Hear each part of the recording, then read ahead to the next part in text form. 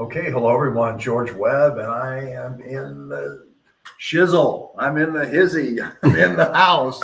We got Tyrone here on the board. We've got the AI Whisperer here.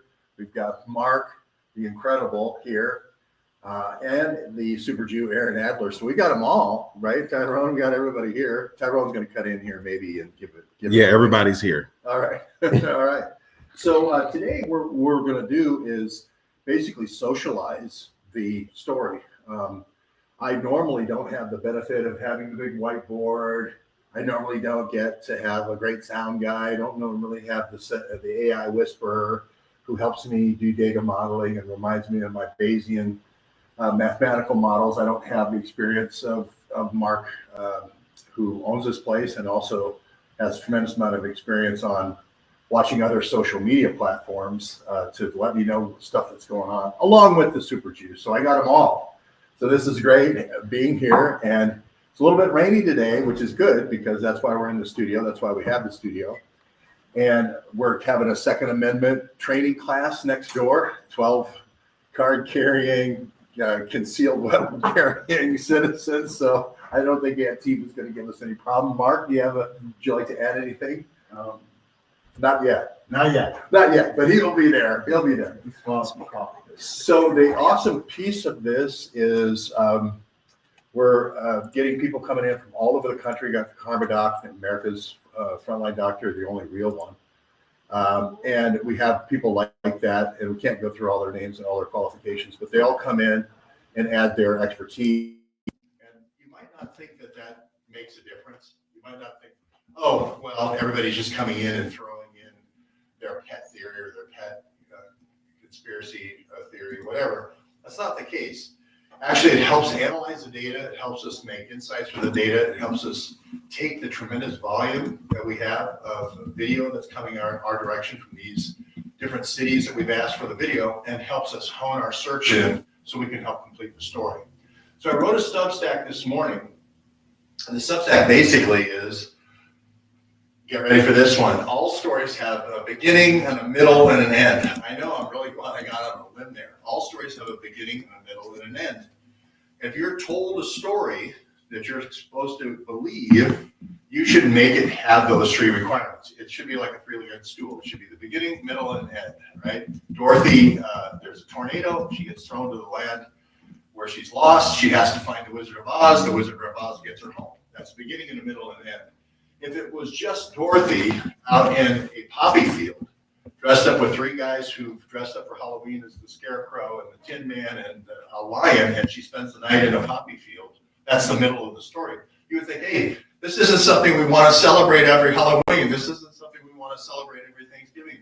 Every story needs a beginning and a middle and an end. But I'll submit to you that you only, and I think one of those Greek playwrights said, every story needs a beginning and a middle and an end, and not necessarily in that order. Like Odysseus starts in the middle. Right, so the key here is the story you've been told, the story America has been told about Crooks, the rooftop shooter in Butler. We're not far from there. We may be going there this week to a rooftop shooter series. The story you've been told is just the middle of the story. You've not been told the start, you've not been told the end. And that makes it not a story. That makes it a fantasy. That makes it a narrative. That makes it something that somebody's carved out to make you believe something that's false, but it doesn't make it true, right? So what we've done is we basically charted the story as you know it. You know, Charlie's sitting here, right? He's in the middle of the amphitheater, the thing that causes all the echoes and so forth. Tyler's on the roof, right? So those are the two pieces I think everybody's agreed on, not a lot of disagreement in our story with those two key pieces. And then we all know about this boulevard named Campus running like a snake through the story, and there's a magic snake here, Magic Campus Boulevard, because every time Tyler crosses Campus Boulevard, we seem to lose track of Tyler, right? It seems like, where did Tyler go? Hey, wait a minute, why don't we have cameras on the other side of campus? Anyway, and along this story, just to put the pieces of the story together for you, we have sort of, you've seen when Tyler crosses after he shoots, he runs across this building, there's this little rectangular thing. He makes this combat roll and he comes off the thing after he does the shooting. Then he crosses campus and we kind of lose track of where he's going. He supposedly has a gun, has a backpack, he gets rid of the gun, and he has to run and make his getaway. Right? Well, that's the part of the story where he actually comes in here somewhere. We put gun down for the house with a chicken coop where he gets rid of his gun, right? I say it's the remodel house next door. There's a big fence here. But however you believe, Ian Carroll went and videoed the gun. Greg Melton, the Paramount Tactical, went and visited the gun, said this is where the gun. I said it was a little bit to the house over with the ROTC remodeling house. I think this is where the whole thing was practiced for the first week. But we know pretty much the story to right here. This is pretty much all you've been given. And then we know that the killer makes his, and I'll use we don't have the expensive markers yet from the chisel tip markers from the NVIDIA markers. So if somebody's looking to make a contribution here to the neighborhood news, you can do chisel tip markers. You might be able to see this. Here's the story we have so far. And the point I'm making is you are getting the middle of the story. You're not getting the beginning. You're not getting the end. Okay. So we know Tyler's here. I'll do it this way. Tyler's here. We don't see him making the shot, right? That's pretty important to leave out in the middle of the story, right? We see him running across here, across the roof. We see him rolling here, right? And then we see him crossing campus, right? Pretty much everybody in America has seen that a couple thousand times, right? So we're pretty familiar with the middle of the story. What we don't see is where does he put the gun? Is it over here where Ian and Greg Melton say it is? Or is it over here in the burning bush? We disagree about 20 feet. The only reason I say it's on this side of that is there's a big fence right here. If I'm escaping, I don't want to trespass and maybe run into a dog or get shot, right? I want to go where I know a house is being remodeled where people have been coming and going for months. But that's just, we can argue about that later. But the key here is the getaway, right? He gets somehow in here. He goes behind the ROTC house. This is the ROTC house that'll come back into the story with the tunnel and the parking garage. And then he runs, right? He runs behind the Phil Lyman houses. There's 4 Phil Lyman houses where they're all relatives. They own this whole street, right? And you see him kind of acting like he's walking here on the getaway. And then you see him running this direction, right? This is 800 West. All right. That's the middle of the story you see. Okay. So you're going to say, well, I got it. I know, I'll fill in the blanks. He's running to his car. He's a lone gunman. He doesn't have any help, right? Well, that's where the story falls apart. Their story falls apart because he doesn't run to his car. As a matter of fact, his car is only seen over here, way over here. The Dodge Challenger is only seen over here, going that way, right? No other hits. We've looked for 40 days. We've looked for 40 days all over this map of where he may have parked the car, and we don't see parking the car anywhere. Knocking on all these houses all up and down here, no hits. The only thing we have is car moving, Dodge Challenger, right, in that direction one time, meaning, and this is where the AI whisperer comes in, hey, if you only have one car moving that direction over 40 days, it's probably somebody dropped him off. That's why it accounts that he's walking back in this direction. When we first see him at 8 o'clock in the morning, we see his car a few minutes before. So the car was there a minute ago, but he couldn't go too far. But yet when we look all around within walking distance, we can't find the car parked, meaning somebody kept driving it somewhere, meaning an accomplice. Meaning no lone shooter. Meaning no lone shooter. And that's why they don't show you where he parked the car, because it didn't get parked. This is the first insight the AI whisperer had, is if you haven't found it after 40 days and you've walked it all, you've looked at all the cameras and so forth, it didn't stop. It dropped him off here, right where the camera is, the first camera that we see at 8 o'clock in the morning. when he supposedly drives up from St. George, and we never see him. We never see that car again. Okay. Now, if somebody is an accomplice, like Tyrone just mentioned, they could drive the car over here and pick him up on the way out. Easy, right? That's easy. So, but that's an accomplice. That's a second person. Now, interestingly enough, Phil Lyman and others have said that there was sightings of an accomplice driving a car. And if you add a second person to this story, everything checks out. They're here dropping him off in the morning at 8 o'clock. Also, a clothes change happens between 10 o'clock and 12 o'clock, and then they're picking him up after the shooting. So now the story makes sense, but you have to add a second person to pick him up, like Tyrone said, and there goes your lone shooter. And that's the part why they've cut this out. Now let me show you. Let's wind the clock back to the start of the story. So we know the current story is wrong, right? There has to be an accomplice. So let me tell the story with an accomplice added. Okay, 8 o'clock. That's where the car is seen. He's seen walking down this street. This street above campus is called 925, right? He's seen walking down, 925. Right about here, this street turns and it turns into 725. But you can just think of the 25s. He's walking the 25s. He's a dead man walking, right? He's on death row, right? Death Row Records. Well, they definitely want him dead now. Yeah, I mean, he's looking at it. So Green Mile, the Green Mile is about walking as a dead man. So anyway, he's walking 9:25 in the morning at 8 o'clock, green shorts, maroon top, black hat, black sunglasses on his brim of his head. And he's walking this way down to the end of that street. Then he turns the corner, comes down here to 800, and he walks all the way down 800. Again, shorts, maroon top, going by TMZ camera 1 and TMZ camera 2. Here's the tunnel, right? We never see him go in the tunnel with his green shorts, right? We never see him go in the tunnel. And here's the parking garage. We never see him go in the parking garage. Okay, we don't know actually if he did that or not. Okay, so in his practice run. So that's all we know that happened in that run. Right? We know 2 hours later. Now, there are other researchers who say that didn't happen at 8 o'clock, that happened at 10 o'clock.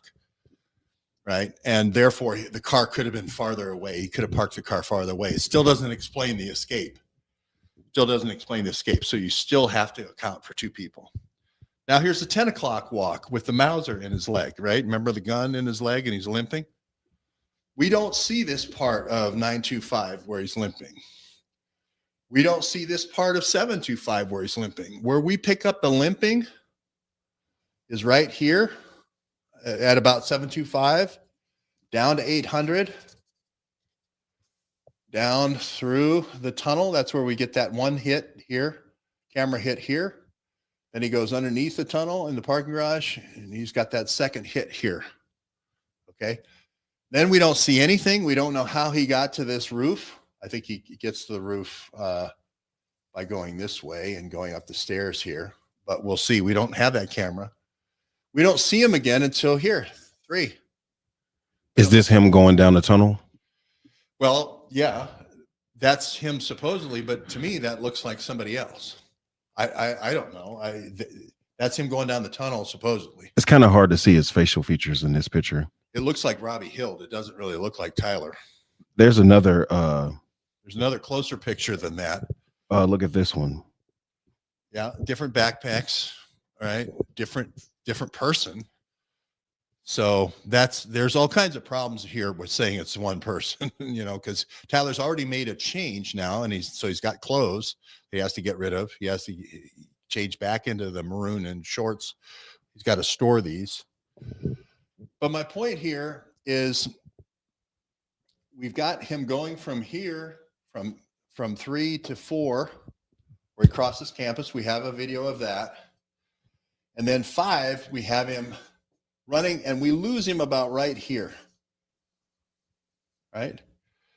So my point is, if you have him, if potentially, if he, after he walked this the first time, he could have went back and got his car and then pre-positioned his car all the way in this direction.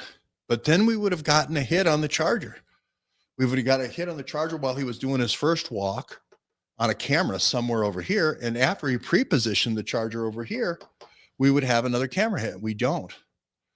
Where we get the Charger camera hit is about 3 miles away at City Hall 20 minutes later, which is crazy. I don't think you'll be able to see this because we don't have expensive chisel tip, but we don't get a hit over here at City Hall till 20 minutes later. There's no way he could have got back here to get his car and get there in 20 minutes. And there's no way he wouldn't have got a camera hit if he had pre-positioned his car along this very busy road with a lot of cameras. So what we're left with is a team. Go ahead. My question is these cameras, if they're able to take photographs from way up in space and have absolute resolution, are we not getting the real camera views, or we're getting some cloudy image to look at? Meanwhile, there really is a better picture that's there because the technology's there, that we should be able to see these people's eyeballs and things if we want to. Yeah. And any of these cameras. So so are they deceiving us by giving us these cloudy and difficult to determine pictures to look at? Yeah. Well, a good point is when he's running here, we can't see his face. And there's a good point when he's going in the tunnel, he can't really see. It looks like somebody else. When you get a speeding ticket with a red light camera or a red light camera picture, they have a close-up of your face. They also have a close-up of your license plate, right? In all of these camera hits here, not one license plate is shown. Not one license. And that's what needs to be investigated, investigate the investigation. Yeah, well, that's why we're in business. And to our credit here, we're in St. George publishing the video in the afternoon before Tyler ever gets back to St. George. Now that has to give you a little bit of pause when you see people putting out a video and saying he's got to come through here soon. That tells people that, hey, Utah's a big place and it's 3.5 hours away, and we're in St. George that afternoon. So that probably caused some change of plan. But anyway, great question, Mark. Why are we getting such crappy videos? So what we decided to do was to say, look, we're through probabilistic thinking, through probabilistic modeling, and it's actually something that comes from the tech space. Through probabilistic modeling, that's how we're going to analyze all this film. We're going to get hours and hours and hours from the city of Orem. We're going to have hours and hours from Utah Valley.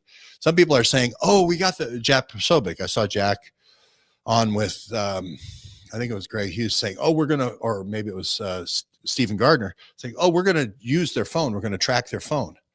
What if he didn't turn the phone on? Or what if it's a burner phone? They say it's not. But what if he didn't turn on the phone before the tunnel? What if he turned the phone off before the shot? You're not going to get any of that. So the cameras are going to be very important. They say, oh, we're going to have all the phones for all the data fencing. But if I just want to let my person know, hey, this is the point of no return, the tunnel. Once I go into the tunnel, we're in. We're going to make the shot, right? And expect to pick me up back here in 10 minutes. You be there. Don't make me wait on that corner. That's who he's communicating with most probably. So my point is, with this probabilistic modeling, you're saying, well, why are you probabilistically modeling? The reason why we're doing that is to get through the data. If we had to go through every car that went through Orem in the last, in that 24-hour period of time, and then map them to where all those cars went, this is a very busy road right here, right? We're probably not going to get that. We're just going to have a huge data problem, right? But if we can say, hey, focus in over here at this time, right? If you remember, there was a dark van that basically does a kind of a wink right here as he's walking down this road at about 12:15, right before he makes this walk. And it's kind of like that last nod. Yeah, the Mauser walk down. Yeah, let's do the Mauser walk. Let's walk. Yeah, if we got the video, then the Mauser walk. Let's show 'em the Mauser walk.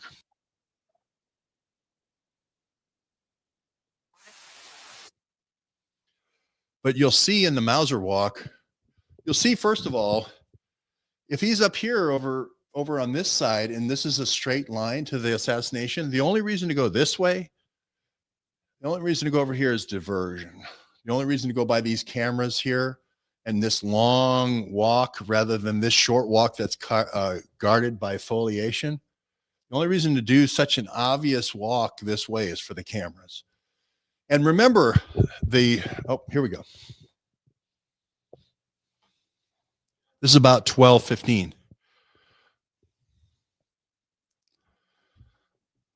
Right now, Because you can see him limping. yeah. Now remember, right there where those bougainvillea are, or whatever those purple things are, that's where he comes in from behind there.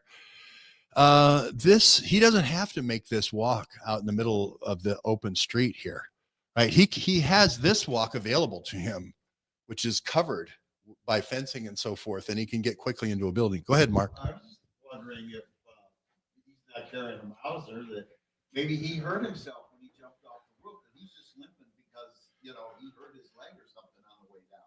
I can't see how you can put a gun in your leg and walk. They did a timestamp on this. So this is, I think, about 12:15 going this way. And then the timestamps do line up with him going under the tunnel and then into the parking garage. If you want to find the walk he does on this street, which was the second set of videos that was released, I think they were like, people are going to put these two videos together and figure out that he had to have somebody helping him. That's what they're trying to get away from is we can see your typing. I don't know if that's good or bad. Anyway, there you go. So, I mean, Seeing the process. yeah, you can see how the sausage is made. So my point is we have to get these cameras to show you the start of the story. Unless you know the true start of the story, where the car was parked or who dropped him off and who dropped him off, you're not going to know the whole story. It's sort of like knowing the team. And if you don't know who picked him up, you don't know the whole story. It's sort of like the Wizard of Oz without the Tin Man, without the, the straw, without all the characters other than Dorothy, and you just get a little snippet of Dorothy. No, we want the whole team to be known right from the start, the middle, and the end. So we're trying to get cameras, right? Knocking on doors has not worked so far because the car wasn't parked. So right now we're looking at who are the most likely team members. And if you haven't, where are the messages? Where is the evidence to show that there's team? And we've looked at this Ermaya person. We know that he communicated with her in these Discord messages. We know he's had a relationship. We know her group, Armed Queers, which is this arming of Antifa, arming people that are transgender with all these guns. She runs that, and she ran a big meeting down in St. George in 2023. So there's at least a 2-year relationship here. And she is potentially seen by a few witnesses, or at least a female accomplice. And they're talking about the gun, right? And they seem to have foreknowledge of the assassination. Go ahead, Mark. Okay. But my point here is they're not talking about the weather. They're not talking about sports. They're not talking about all these other things. What they're talking about is the assassination. What they're talking about is some foreknowledge, some pre-crime, some presaging of the fact that Charlie Kirk's going to be dead. Go ahead. Talking about the vehicle, you have like OnStar. Is it possible with the vehicle bin, as you could, find this car and be able to determine where it had been driving around? Yes. I can see with my car. I mean, it keeps track of where I've driven and how many times I've driven over a road. Stuff. Yeah. Yeah. So he was on. Okay. So Mark's question was, do they have an OnStar like GM cars have OnStar? I can't remember what the Japanese cars have a similar service. Dodge has some kind of similar service. I can't remember what it is. It's not OnStar. So what Mark is saying is, where's that data source? You can turn those on and turn those off. I've just known from a couple of different investigations, you can turn them on. Yeah, but like GM, the note holder. Okay, you can turn it off, but like the note holder, you're still gonna know where that car is. Right. He's gonna be able to repossess it. That's You're right. not gonna hide from it.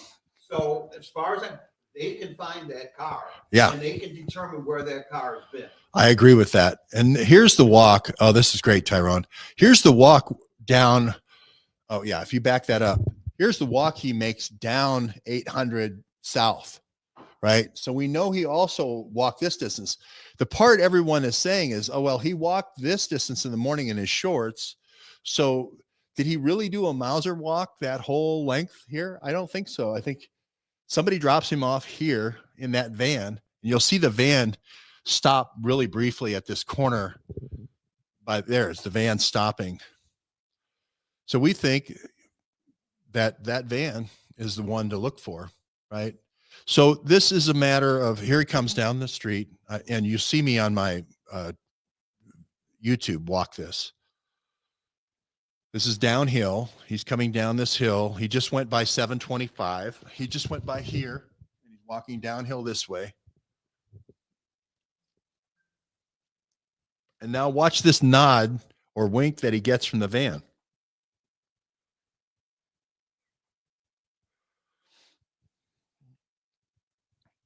This is super slow-mo. Got the Mauser walk going.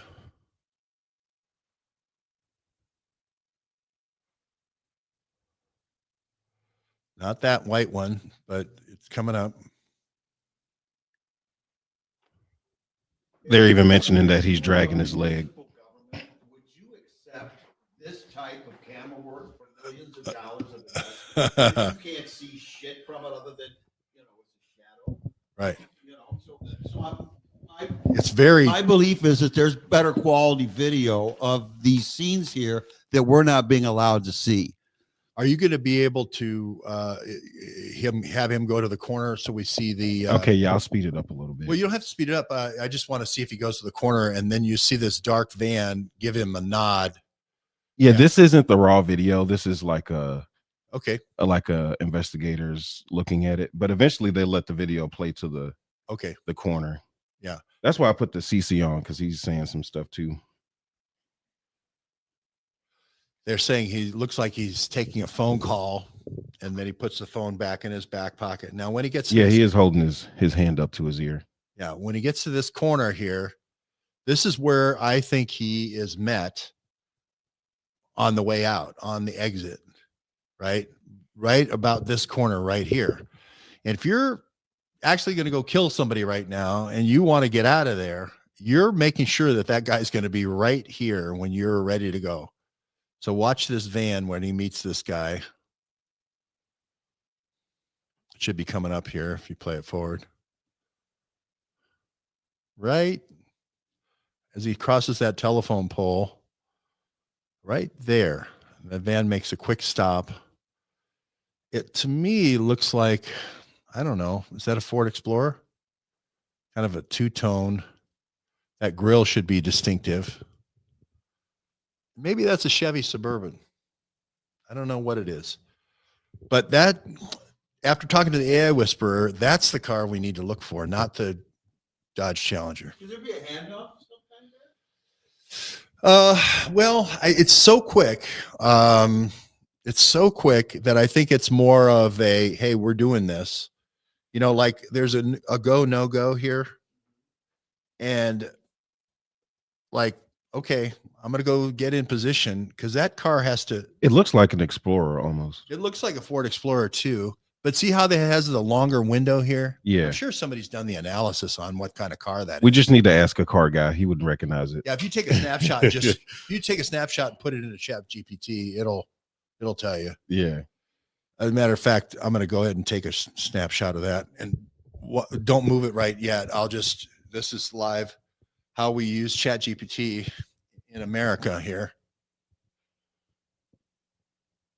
And then I'll just put it in ChatGPT and just do that right while we're all talking here.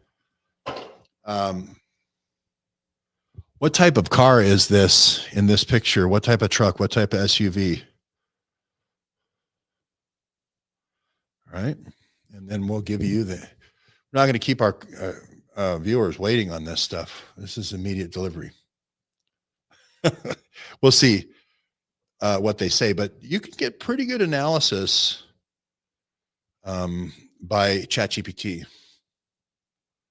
They usually analyze small changes in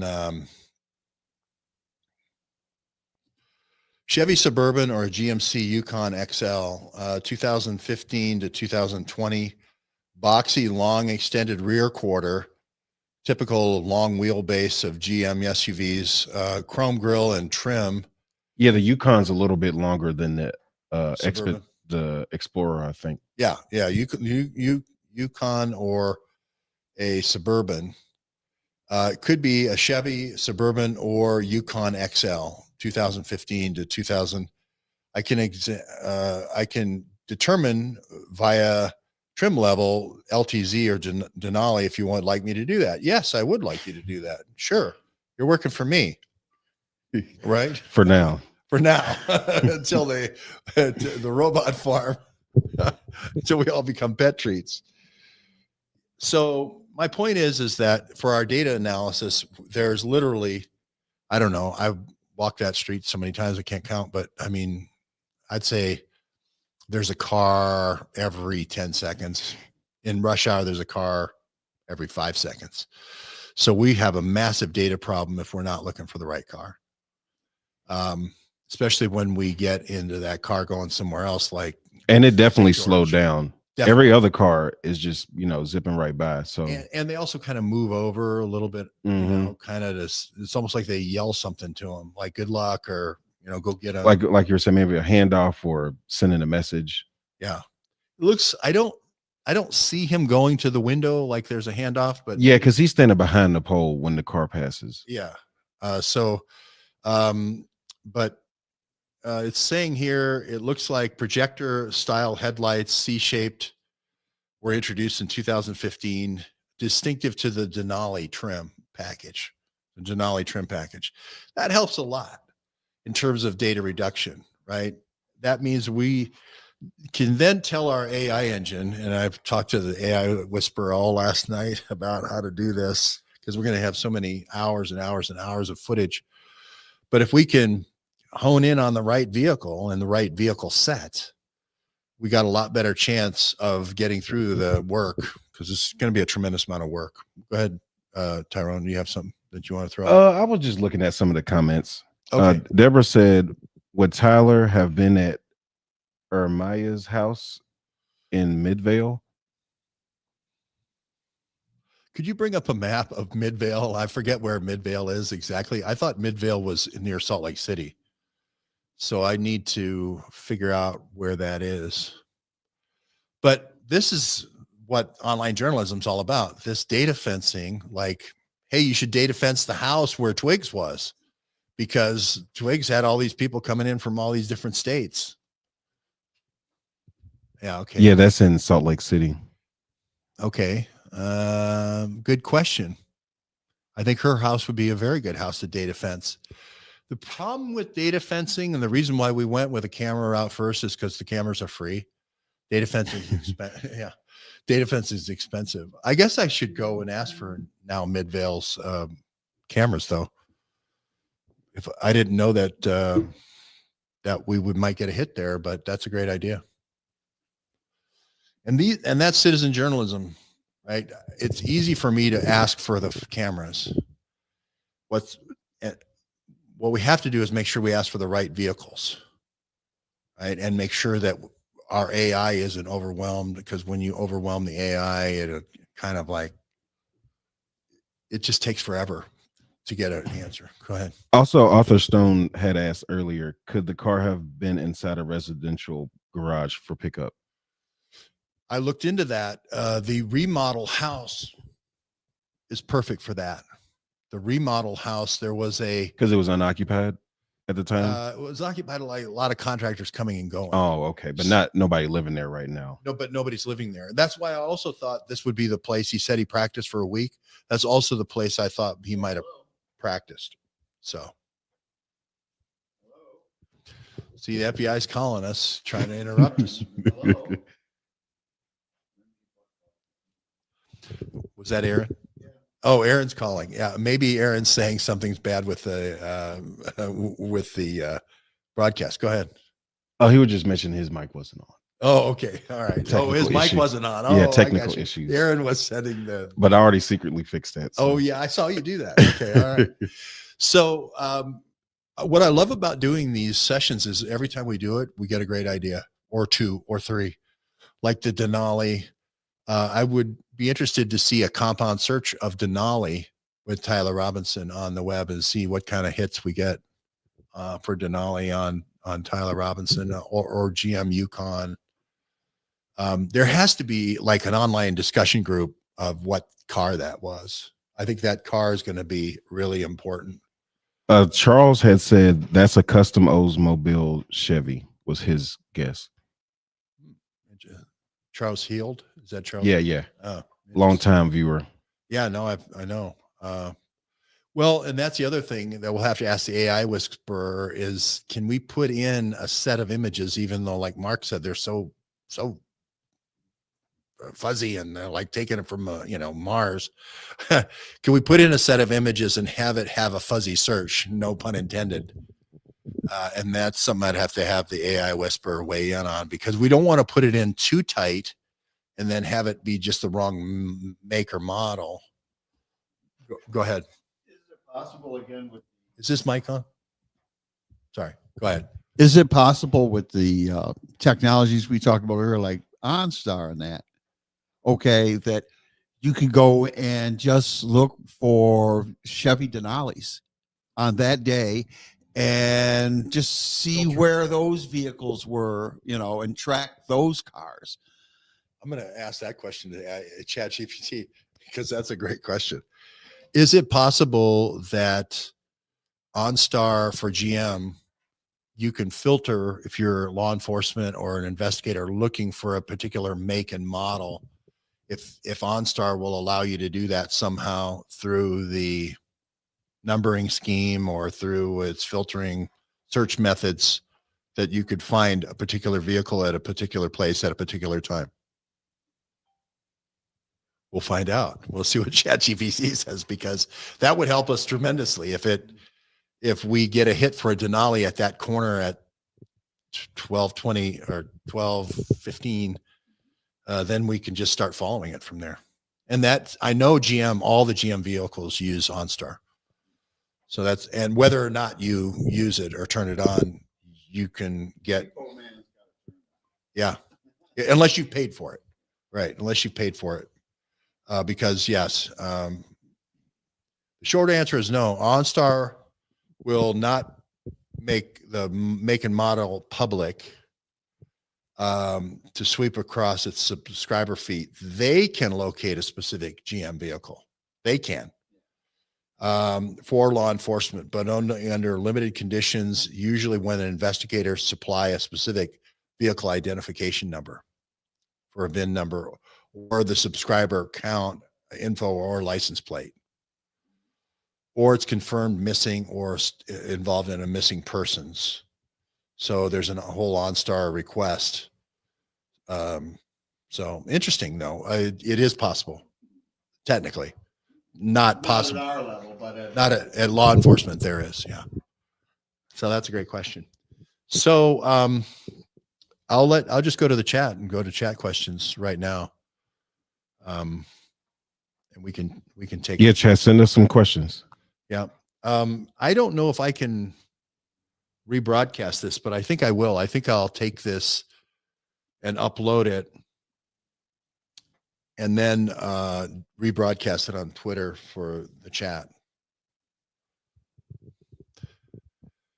Even though it's a whiteboard story, to me, and this is NVIDIA, they feel like the whiteboards are easier to follow rather than slideware. You know, we're going to show you 6 slides in a row and you're going to have to remember the previous slide, you know, or the previous 4 slides I showed you, versus the story kind of developing all in front of you on one storyboard Mhm. is easier for me to remember, you know, where the holes are in the story. So, can we get a beat and melody to go along with the silly walk? I don't remember if Monty Python had set it to music or not. I'm not sure. He did a funny, John Cleese did a funny thing with his voice. He'd go, hey, every time he would, you know, throw his head back and do the silly walk. Yeah, so I don't know how many. This is to the Twitter that is owned by Neighborhood News, Right. And we're on YouTube. and we're on YouTube. Okay, so we'll Charles asks, we have plane data. yeah, we have a lot of plane data. Now this changes the story. This is changing the story from this location. Now, how does Tyler get back to St. George? And we have this plane as a spy. There's 2 spy planes in this story. One spy plane makes 3 round trips in one day, which is a lot of round trips to the Navajo Indian Reservation, right? Or right to the front gates.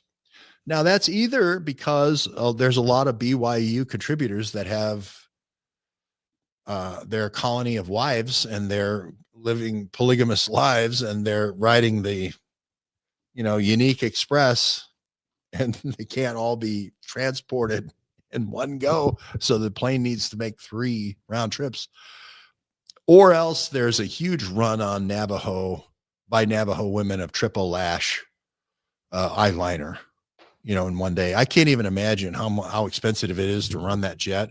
The call letters are N888KG, but I knew a lot of pilots, and a plane like that, sometimes $50,000 an hour to run that plane. Remember, this is only a 3-hour drive. So you could just load up a truck with the triple lash, with the unique triple lash, and the woman's going to have to wait maybe a couple hours later rather than getting it by plane. And then she gets her triple lash. So really 3 round trips in one day. Really? That's odd. And this plane, this unique plane, multi-level marketing, I've never heard of them. I've talked to a whole bunch of women that have never heard of it. Seems like it's a front. New Skin is also in Provo. They're also a sponsor of the BYU multi-level marketing. That's like Amway. It is like There's a pyramid. it is. It's exactly what it is. That is exactly what unique is, and it's how guns and drugs have been laundered since Amway, since Blackwater, since Eric Prince, since Betsy DeVos. You know, it's just there it is. There's an 888 KG. It's also a Bombardier, the same plane that Paul Whelan had when he was running the Russian girls back and forth from Canada for the Trump, Trump, Russia. So it's a military plane as well. It also has electronic warfare capability from the Canadian Air Force. The Canadians use the Bombardier. So it's just weird that it makes 3 round trips that day. And the last trip that it makes at 6:50 p.m., they turn off their transponder for the whole way, 2.5 hours where it's dark, the last trip. And who do we have at the Dairy Queen getting his last blizzard before he gets on the plane? Tyler Robinson at that Dairy Queen. So we're trying to get more camera hits for the Dairy Queen, but that's right now. The plane is flying to Page, Arizona, which is on the front cusp, the northwest corner of the Navajo Indian Reservation. Their foundation is called Navajo Strong. So again, it's like George Soros, for the Open Society Foundation, and an open pit for money to be poured in, to be laundered so they can do Antifa, So what does this say? I can't read it. I was trying to find a better post about the plane. This is just from Facebook. I can read some of it if you like. I basically said what it said. Yeah, the plane goes dark. Plane goes dark. They said the jet transponder goes dark midair, no radio signal, no flight path. no destination logged. And that's on the second trip. On the third trip is completely dark, right? So that's not good. So go ahead, Mark. So I'm assuming now that it's probably easier or preferential to like launder money on these tribal lands because you're kind of like in a different sovereignty.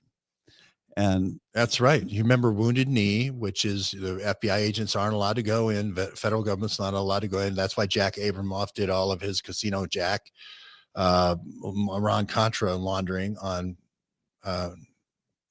Indian reservations. And this is, remember, Hunter Biden had the Seneca Indian Nation that he did his money laundering for Ukraine. So is it just another one of those deals where you use the sovereignty of the Indian nation to launder your money for whatever your illegal activity is? Yeah. And you could just give them a little payment. Yeah. The tribal elders will take a nice car, SUV. They won't have to accept any money. They'll just get a lease. Look, we're Does not it trying to say they're all disappear? corrupt. Is this a way to make it but there are disappear? corrupt people. Yes. Is this a way to make that money like disappear though? Because you're running it through this, like reservation. Well, You're like the traceability of it. Yeah. Cash to chips to cash is what it's called. And you go into the casino, you have bushel baskets full of cash. You say, give me chips. I want to go play Baccarat or whatever. You go to the high roller table and you play, an hour. This is what the guy was doing in Las Vegas right before the Las Vegas shooting. Remember, he was playing 50 hands of poker. He was playing 5 hands of poker at a time. I can't remember the guy's name at Las Vegas shooting. But then when you lose a little bit or you win a little bit, then you go back to the chip window and you cash in all your chips and they give you new cash. It has nothing to do with the old cash that you got. It's cash to chips to cash is the laundering method. You don't need to do Bitcoin or anything like that. You can just do it all cash to chips to cash. That goes all the way back to Meyer Lansky and all even before then. So, well, Bitcoin has a record.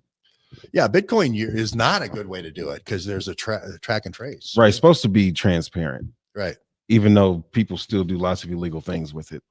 Yeah. It's not transparent. Blockchain is not. Yeah. Well, you can see all the transactions of a wallet. Yeah. But you still don't know who is doing all the transactions. But law enforcement can. That's the part that I know there's a backdoor built into these things. And because I worked with Dmitry Alperovich and I know that they build in these back doors. There's a back door in all your software on your PC and Mac for your antivirus. That was to basically get all the URLs you look at when you're not working. So also, Aaron says, isn't that Mohegan Sun Casino near there? Mohegan Sun's in Connecticut. I don't think Mohegan Sun is in Navajo Indian Reservation, but the Navajo Indian Reservation does have a lot of. I remember when they were building the Mohegan Sun in Connecticut, and that's what really cut into Donald Trump's 3 casinos in Atlantic City, because people from New York would go south to Atlantic City, and then they could get on the train at Grand Central Station and not have to take New Jersey Penn, which is horrible. They could get on the nice train and go to Connecticut and gamble in Mohegan Sun. Mohegan Sun's a gigantic casino in Connecticut. That's also another money laundering. How much money you gotta pay like when you win in New Jersey, as opposed to like if you won out west? I mean, with the taxes and all of that, a lot more. The mob take in New Jersey the rake in New Jersey was much worse than the rake in Connecticut. They took this tribe of the Pequot Indians and they got them down to like 8 people. So they had a whole thousands and thousands. They finally got them down to 8 people. That's the one that rechartered the Pequot Indian Nation. Mm-hmm. And that's the ones, half of them couldn't even speak English, Yeah. But they used that to get their gambling license, Jack Abramoff. So, okay. I think that's all the questions. The wrap here, we're going to wrap it unless anybody else has a question. And I'll take any, but the wrap here is all stories have a beginning, middle, and end, not necessarily in that order. If somebody's just telling you the middle of a story, they're lying to you, probably. They're telling you a false narrative. They're feeding you lies. It's Donnie O'Sullivan, probably. It's CNN, probably. It's Jeff Zucker, probably. Or somebody who knows them. It's some kind of no kings, Soros money laundered deal, that dark money that's told you the story, and somehow they're funded. Go ahead. Tyler. We did have one other comment from Mary Baxter. Okay. It says, check out the huge 2-story tall poster that was adorning the windows of the building just behind Charlie Kirk's tent/stage. On it, you'll see a young man who looks identical to the shooter. Yeah. Well, Just more do you want to tidbits bring to up look the at. video and see if we can find that? I don't recall that. Oh, you mean like a video of the Of the- event? Yeah. But that's I've probably- actually never watched the shooting myself. really. Yeah, because I don't want to see somebody die. See, There is was this mic the on? pictures, the pictures that Yeah. were shown of that scene, like where there was no blood. Yeah. And the only thing I just bring this up because it kind of hit my mind. Remember in the first Star Wars movie, okay, and R2D2 had this, message that was inside of him from Princess Leia. Okay, help me, Obi-Wan Kenobi, you're my only hope. And remember how this 3-dimensional like Princess Leia appeared on Little the- hologram. right. Yeah. Something that was Charlie a hologram? Was there something there that it looked like it? Is the technology there for that? Just another one of these off the wall, We had so many people tell us about holograms with Charlie, and they renamed that 1977 first movie Star Wars A New Hope, I think, or A Hope Is Born, or A New Hope. Yeah, they didn't know that they were even going to be successful with that first movie. Lucas didn't. And then it was such a big hit because nobody had ever seen anything like that with the black screen that but then it took 5 years, I think, to make Empire Strikes Back. And then it was another 5 years for Revenge of the Jedi. Yeah, that was the longest running sequels. They weren't in any hurry. They said, oh, well, the first computer that they used, it was like, had the power of a coffee maker. I mean, it wasn't very powerful. They just had to run these simulations for so long to figure out the paths of, I went to the Oscar Museum and they had a thing about it. It's good to go to the Oscar Museum and see how they make movies, but movie making has come so far with compute power in the last 40 years in my lifetime. So holograms potentially. Just explain that, or The no blood thing. Were we looking at a computer generated image? Too. I don't know. The no blood thing has a lot of people like, what's up with the no blood? Yeah, it's weird. So because that was a long time ago. The Princess Leia message where he, but it was just like, is that really possible to create that 3-dimensional image? Because I'm thinking about the little tent, the whole canopy that he's under. Is that part of the projection process? Yeah. I don't know. It's just yeah, food for thought. I don't know. It's just, Well, I didn't watch the video, but people touched him after he died, right? So Yeah, there was a whole bunch of people, but they weren't putting one thing that anomaly is they're not putting a compress, nobody was trying to save him. Well, immediately. normally the thing at a field thing, especially neck injury, is you want to stop the bleeding. Right. So nobody was putting like taking their shirt off and putting it Right, on. because we know emergency services were there. Yeah. So So why aren't you trying to stop the bleeding? Why are you bleeding him out? It's just odd. There's a whole bunch of oddities that, or and they didn't get any blood on them from that. We saw this. yeah, You didn't even get a splotch on your shirt. yeah, it was odd. It was odd. I'll say that. So, okay, well, we're going to wrap it up right there. All stories have a beginning, a middle, and an end, not necessarily in that order. I can't remember who said it. But anyway, if somebody was only telling you the middle of a story, they're lying to you because they're deliberately keeping the start of the story out of the picture and they're keeping the end out of the picture. And sometimes that's the most important part of the picture, right? If you don't know the start and you don't know the end, you end up with 3 old men dressed up in Halloween costumes with a 13-year-old girl in the middle of a poppy field with Dorothy and the 3 characters from Wizard of Oz. I mean, that's the story. If you just go for the middle of the story of Wizard Mhm. of Oz, you know, and that's kind of not good. You wouldn't want your daughter in that position, right? Not That's at not all. telling you the story of Wizard of Oz. So my point here is, in this story of Tyler Robinson, you don't know the start, and you don't know the end. But we're going to find it out. We're going to use the most advanced AI techniques from the AI Whisperer. We're going to talk to people, use the chat GPT to identify what we're looking for. We're going to keep asking for new cities like Midvale. We're going to keep doing the data fencing, and we're going to keep on this story until you do know the start, the middle, and the end. Because you deserve it. The American people deserve it. The people all across the world deserve it. I want to thank everybody who helped make this production possible. The great Mark Buckley for providing this space. Thank you, Mark. The fans go wild. I want to thank the AI We have a Whisperer button for this somewhere. for our data recommendations. I want to thank Aaron Adler for all of his great input. We'll talk about uranium and Habonim Dror, and are they trying to get all the uranium out of Big Bear? Bear ears to down blend with the Russian missile uranium to get to Israel, you know, all that. And Tyrone on the controller board, thank you very much. You're welcome. This has been a Neighborhood News production, and we'll see you all real soon. All right. Thanks, everybody.